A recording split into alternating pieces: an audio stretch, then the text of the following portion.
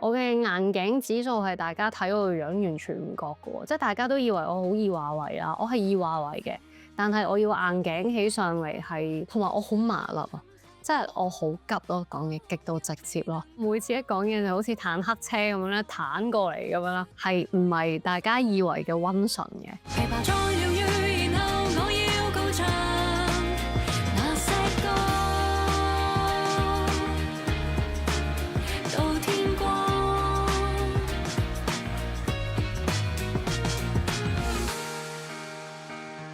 其實我對自己嘅認識唔係真係咁深嘅啫，即係例如啦，我以為我出道之後，我點都一定要攬住支吉他㗎，我唱咩歌都要係文青系嘅。咁但係去到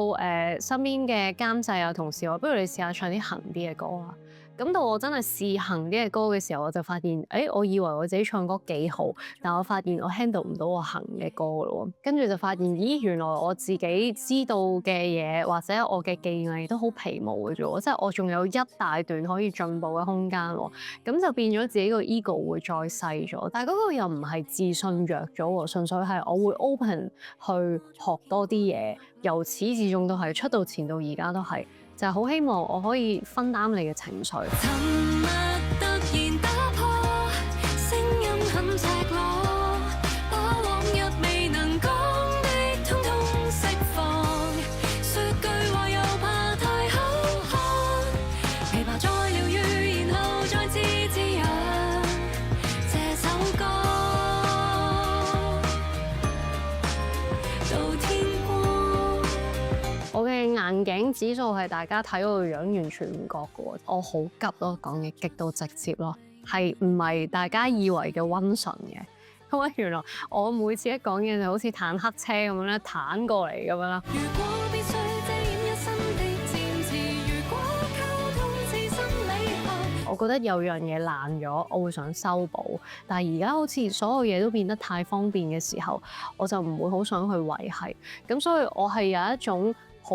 古舊嘅興趣，就係我想將啲嘢翻轉頭咁樣，有啲嘢爛咗，我再修補。即使我要用嘅時間、錢啊、心機啊係多啲咯。做緊今季嘅時候咧，可能我就好專心咁係咁磨，係咁磨啦。我好少機會會完全同我呢度好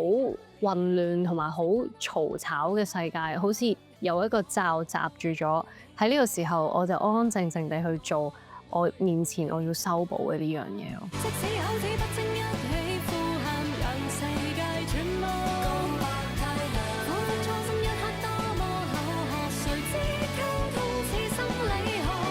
想解釋心中洶湧的感覺，未夠修辭嘴巴很乾，有我無需多講聽，未藏起的歌，即使不懂解釋一起相信地老於天荒。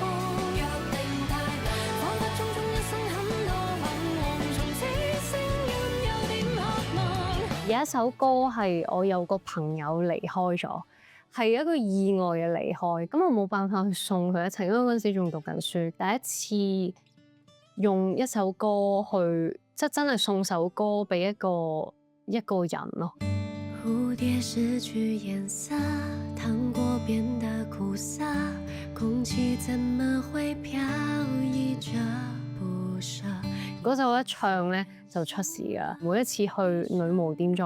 有唱嘅時候，就係都不能夠好好地去唱。嗰首歌就係用生命去寫咯，你落咗你所有嘅情緒落去，嗰一下我就知道，我寫歌唔可以亂咁寫，我要係有一啲好深刻嘅感受，至少要我被感動，我先有信心我可以攞去感動其他人咯。你可以好堅強，但係你同時都可以好柔軟，呢個係我覺得係一個修煉嚟㗎。如果以雨水嚟講，我依然係狂風暴雨嗰種冚落嚟坦克車款嗰種雨水咯。嗰啲毛毛